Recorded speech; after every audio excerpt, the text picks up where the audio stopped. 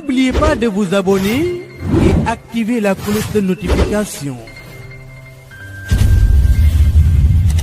ñu jëm dina gën a mën a am solo ci leader bu Pastef les Patriotes. Fatou Ndiaye jërëjëf beneen procédure gi nii soxal woote ko taal dëkk bi benn waay bu ñu ci teg loxo ñu ne sax militant parti socialiste la inculpé luñ ko ba noppi placé ko sous mandat de dépôt. Alioune Badara Dia lay wuyoo mu mel ni itam dafa woote woon ngir ñu taal Auchan Total ci ab vidéo wala sax li nga xam te ni moo di ay audio loolu lépp itam mu daal di koy def làqatu ci profil bu nit dof daan nañ koy teg loxo itam ngir ubbi ci l'enquête xool lu mu faat lay teelu mu doon cas bu xaw a spécial ci mbirum Ousmane Sonko koo xam ne bokkul ci waa Sonko te bokkul ci Pastef ñu daal di koy jàpp ci mbir mi lee ndax nag dafa woote ci lu jëm ci wàllu insurrection. Alioune Badara Dia doon koo xam ne ci parti socialiste la bokk doon nag ko actif loolu nekk nag koo xam ne mi ngi juddu ci famille socialiste ginnaaw bañ ko affecté Saint-Louis la daal di rek intégré li nga xam ne mooy coordination bu SOR Nord ki xam ne lu ni mel doon ancien député nekk tamit responsable parti socialiste te SOR Sud moom mi lee docteur Dia mais moom sax moom moo ko daal di dalal ca foofelee ca Saint-Louis mu doon nag ko actif ndax moom mi lee daan na def sax ay activités yoo xam ne ci turu parti bi la ko doon def waaye tamit mu am yeneen i xibaar yoo xam ne tukkee na ci yeneen nit di xam ne moom mi lee di Alioune Badara Dia doonoon ne koo xam ne amoon na ab mouvement de soutien boo xam ne da ko tegoon tuddee ko kóllëre ngir jàppale kii di Mansour Faye lu ci mënti doon rek moom mi lee wax na ne parti socialiste la bokk lii yëpp rek mel nii luy firndeel ne moom Alioune Badara Dia mi doon mbubawoo Pastef ngir woote appel à insurrection ci Benno Bokk Yaakaar le féete.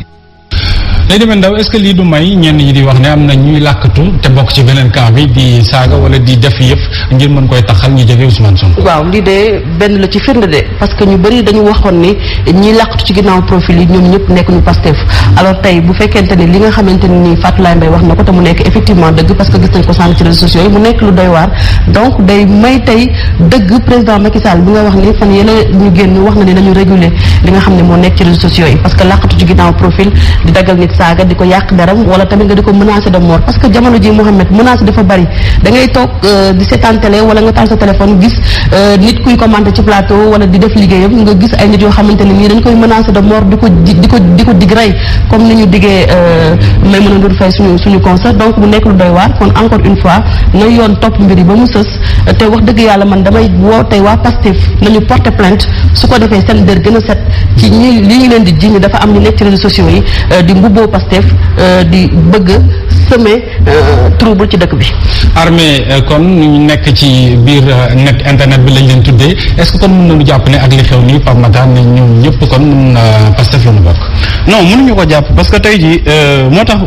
Pastef ci boppam war a porter plainte pour usurpation d'identité ak yeneen délits yoo xamante ni mën nañ leen ko toppee parce que tey am na ñu bëri ñuy làqatu ci ay faux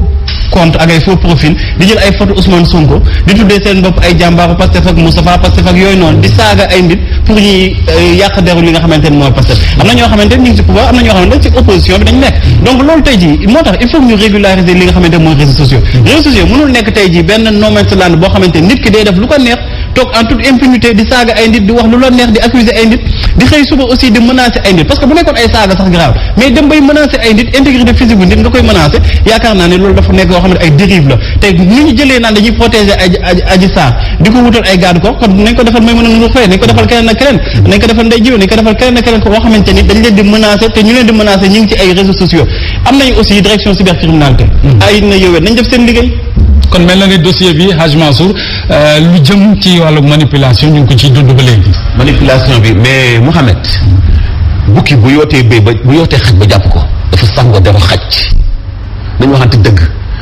booyu Pastef yi ak booyu APR yi ñu ëpp am habitude di nekk ci réseaux sociaux yi di saaga nag brigade cybercriminalité sax ñoo ko jàpp. ci loolu lay ñëw ñoom ñoo ëpp di nekk ci réseaux sociaux yi di saaga quand tu es journaliste boo favorable ci Sonko tey si suba gi mu am nouvelle donne nga joxe sa avis bu méngoowul ak Sonko ñu saaga la ñoom ñooy ñan ba nit ñi duñ joxe seen avis topp information di ko joxe ni mu xalaati ñoom waa APR ñooy ñan léegi nag bu amee ay compte ay faux compte laqatu ginnaaw profil c'est entre eux ñoom ñaar rek ñaari parti yooyu ñooy def noonu kenn benn militant wu APR mun na mbubboo Pastef pour di saaga au nom de Ousmane Ngom benn militant wu Pastef mbubboo parti APR pour di saaga ci côté pouvoir bi mais ñoom ñaar tey ku ñu ci jàpp ku nekk bu ñu la toppee ci sa appartenance politique Pastef ngay féete wala APR ngay féete ñoom nag faaw ñu xam ni liberté bi Sénégal yi dund di exprimer seen xalaat ci actualité ci biir réew mi mënuñu koo tee kenn def ko parce que gaynde dëgg ki jox dëgg day taxaw di wax lu kenn du dund ci wàllu actualité mais taxaw ci ginnaaw internet pour di saaga nit mais affaire ngundum la quoi c'est pas bien donc il faut ñu régler waat jikko yi defal seen moral ku bon léegi di saaga nit ñi léegi ku la dénk bu réew nga taal ko gaynde mi ngi noonu ay ca kon ci jamono ji boobee sax Hadj Mansour benn enseignant di wuyoo ci BI la ñu daal di teg loxo ni ki tey ci suba ca lycée Kabrousse nekk ca région bu Ziguinchor gendarmerie Cap Skirring moom moo ko def loolu itam tax na ay collègues am ci ak naqar ba sax faf naka amal ak toogaay ñaxtu ca préfecture bu Kabrousse lan la ñu mën a jàppee loolu ndey demet arrestation yi ñu kenn xam waaw arrestation yi de nee nañu dafa bari mais nag nañu leeral foofu yu taxaw parce que fan yëpp ñu ngi junj mbirum état de droit mais man dafa am fu ma bëgg a waxee parce que arrestation yi dafa am lu ko andi man par exemple ma toog fi di liggéey sama liggéey kenn fekk ma fi ñëw jàpp ma ñi ñu arrêté dafa am lu ñu leen jàppee ñu wax ni dafa am ay nit ñu menacé ba ñoo ñu porter plainte donc arrestation yooyu noonu mën na am xëy na dafa am lu ñu seq ak nit mu yóbbu leen ci yoon leneen tamit fan yii ñu ngi ko doon wax arrêté nit di ko torturer ci biir kaso yi ba ay avocat yoo xamante ne ni dañu bokk Pastef alerté woon mais li ma ci jaaxal rek Mohamed mooy police dafa génne communiqué te ba léegi nii dégguma kenn ko bokk Pastef démentir lu police wax parce que police nee na amul benn xibaar bu ñu jot que ni diw wala diw dañ ko torturé donc man may ñaan pour bëgg mbiri leer parce que jamono ji foofu lañ toll képp kuñ torturé na nga génn dem ci taskatu xibaar yi wane fan ak fan lañ la dóor su ko defee su boobaa kuréel yi xeex ak yelleef doomu aadama def pression ci nguuru Sénégal ñi ko def ñu topp leen ci yoon. enseignant Pastef la Pape Matar waaye li ñuy ñaawlu ñenn ñi mooy anam gi ñu ko jàppee fekk ko muy jàngale ñu teg ko mais lu ñaaw la parce que tey jii même bu nekkee dafa am loo koy reproché au moins nga envoyé ko convocation yaakaar naa ne Sénégal la te Sénégal bii la nekk boo ko envoyé convocation dina dem wuyu ji mais dem di jël mani militaire mel ni koo xamante ni saa waay terroriste la wala reykatu nit koo xamante ni jàngalekat la loolu dafa dañ koy ñaawu gis nga beneen mbir bi nekk ci ginnaaw bu ñuy fàttaliku rek Karim Wade laataa ñu koy jàpp nañ presque 25 personnes ci PDS même situation nag dafa mel ni moom nañu nekk di dund di préparer li nga xamante ne mooy arrestation ki nga xamante ne mooy Ousmane Sonko te boo koy préparer nag da ngay fexe ba lieutenant am yëpp nga écarter leen ñi nga xamante ni yaakaar nga dañuy indi résistance boo leen jëlee dugal leen ci kaso bi c'est-à-dire day yomb lu das day yomb parce que après Ousmane ngay jàkkaarlool nga jël ko dugal ci biir ni ñu ko defoon Karim Wade def na Khalifa Sall même yoon rek dañuy def. kon convocation yi moo gënoon a ñoŋ Hadj Mansour que nag ñuy ñëw rek patam la yóbbu ak fi ñu koy fekk itam. moo gën a jaadu parce que ci réew mu am yoon la ñu nekk nit ki jox ko convocation bu fekkee deful crime bu fekkee ñëwul am nga sañ-sañu dem jëli ko mais bu joxoo ko convocation fekk ko ci école milieu scolaire daanaka li nga koy reproché yow yaa ngi koy def parce que foofu milieu boo xam ne wàllu éducation lañu fay kii bu fekkee moom wane na loo xam ne xëy na bokkul ak li muy jàngale yow nga ñëw def lu ko pur dafay poser problème il faut ñu bàyyi xel ci ni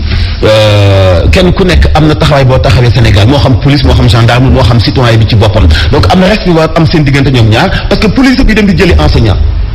police boobu enseignant bi moo ko jàngal am na respect woon am seen diggante boo xam tey xañ nga ko enseignant bi te loolu lépp boo ko lalee ci wàllu politique njumte gu rëy la goo xam dafay wàññi manque de respect bi war a am ci diggante ñaari corps yooyu jërëjëf Hadj Mansour ñu dem seen xalaat.